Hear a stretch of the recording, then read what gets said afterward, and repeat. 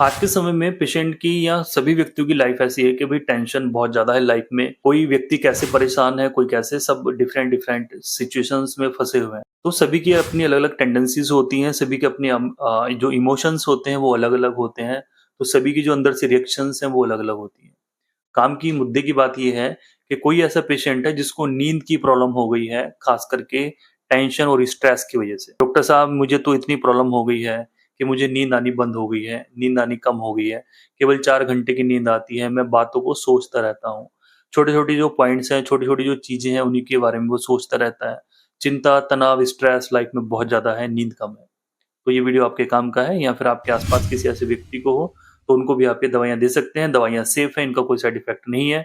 दवाइयाँ थेरेपेटिकली हैं। सबसे पहले होम्योपैथी में एक मेडिसिन आती है शवाबे कंपनी की अल्फा टीएस करके। टीएस का मतलब यहाँ पे टेंशन है। तो अल्फा टीएस की एक पीने की शीशी मिलेगी 30 एमएल की, 30 एमएल की आप शीशी लाएँगे।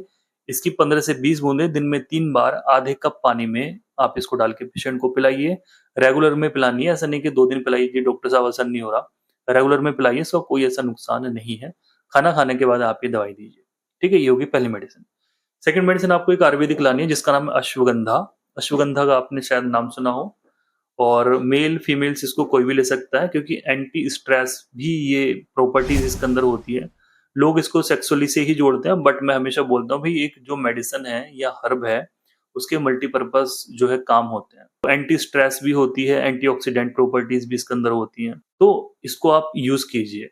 तो अश्वगंधा का आप टैबलेट ले आइए या फिर कैप्सूल ले आइए, एक-एक आप सुबह शाम खिलाइए पेशेंट को, हल्के से गुनगुने दूध के साथ खिलाइए। अश्वगंधा आप किसी भी कंपनी का आप टैबलेट या कैप्सूल ले सकते हैं, चाहे आप डाबर का ले लीजिए या बैद्यनाथ कंपनी का या किसी अन्य कंपनी का आप ले सकते हैं।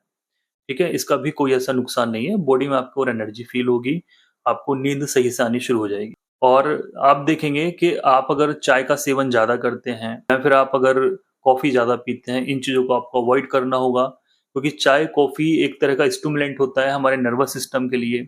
अगर आप ज़्यादा चाय, कॉफ़ी पिएँगे तो नींद में वो अड़चन लाएँगे, बहुत सारे हार्मोन्स, बहुत सारे सिस्टम कई बार चेंज हो जाते हैं कुछ व्यक्तियों के, सभी को नहीं होते हैं।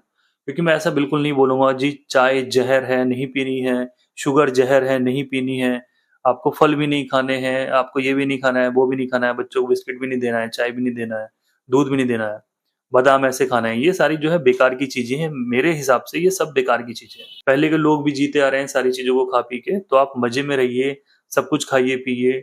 ऐसे नहीं कि आपने चीनी खा ली तो वो ज़हर है, ऐसा बिल्कुल भी नहीं है। ये तो आजकल सोशल मीडिया का ज़माना है, इसलिए लोग जिसको जो मन करता है वो आके फेंकना शुरू कर देते हैं। चाहे वो जिम वाला है, चाहे वो हाउसवाइफ है, जिसके मन में जो आता है वो स्टार्ट हो जाता है बनाना कि 3 दिन पी लीजिए आपके जोड़ों का दर्द छूमंतर हो जाएगा। भाई कैसे हो जाएगा? पेशेंट की हड्डियाँ पूरी घिस गई हैं, रूमेटॉइड अर्थराइटिस को 20 साल से है, कैसे छूमंतर हो जाएगा? पेशेंट का गठिया बहुत ज़्यादा बढ़ा हुआ है, यूरिक एसिड उसका 20 चल रहा है, कैसे छूमंतर हो जाएगा?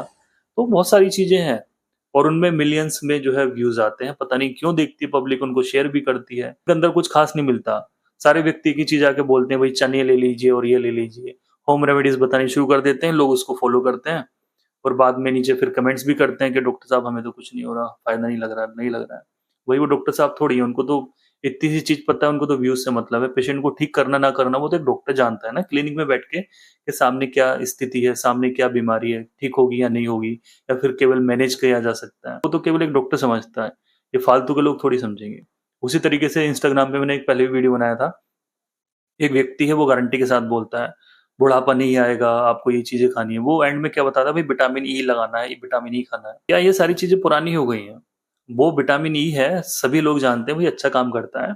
लेकिन आप इतना बढ़ा-चढ़ा के किसी भी दवाई के बारे में बोलेंगे तो वो गलत होता है। तो विटामिन ई जाने कितने लोग लेते हैं, कितने लोग लगाते हैं, नहीं होता फ़ायदा।